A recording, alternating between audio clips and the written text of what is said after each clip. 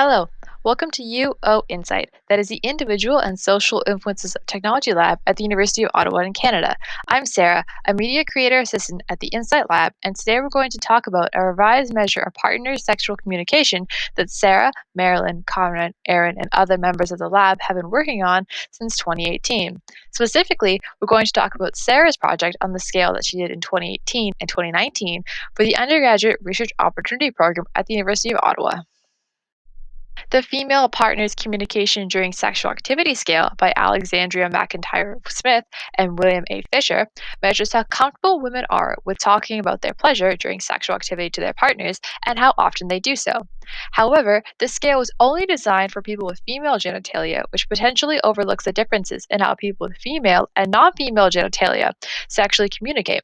Also, this scale is unidirectional, which means that it only looks at how comfortable people are communicating their own sexual pleasure and does not look how comfortable they are when their partner communicates with them during sexual activity. To address these limitations, Konrad and other members of the lab modified the scale in two ways.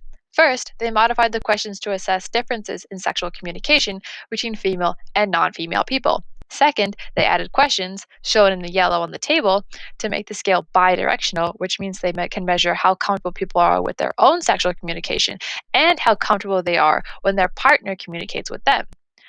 With these new modifications, the lab called the new version of the scale the Sexual Communication Scale.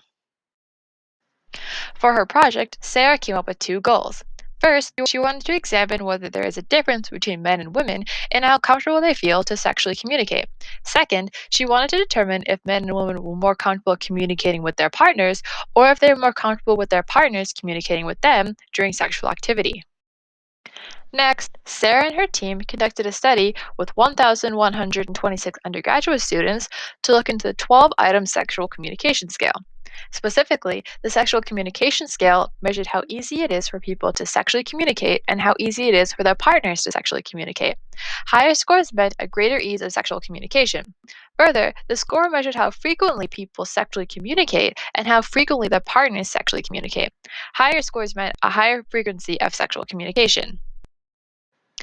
With respect to Sara's first goal, she and her team found that there was a significant difference between men and women in terms of how comfortable they feel to sexually communicate with their partners, such that men, shown in the blue graph, were more comfortable communicating sexually to their partners than women were. For Sara's second goal, she and her team found that both men and women tended to be significantly more comfortable when their partners communicated sexually with them, shown in the orange on the graph, than they were communicating with their partners during sexual activity. The results of this study help us better understand the dynamics between partners in terms of how comfortable they are communicating their pleasure during sexual activity and how frequently they do so. The results may also have educational implications, specifically that we could better educate ourselves about sexual communication and the sex differences that arise in these contexts. To summarize, in this study, Sara and her team found evidence suggesting that there is a difference in sexual communication between men and women, such that men are more comfortable communicating about sexual pleasure than women are. Both men and women are more comfortable with their partner's sexual communication during sexual activity compared to their own sexual communication during sexual activity.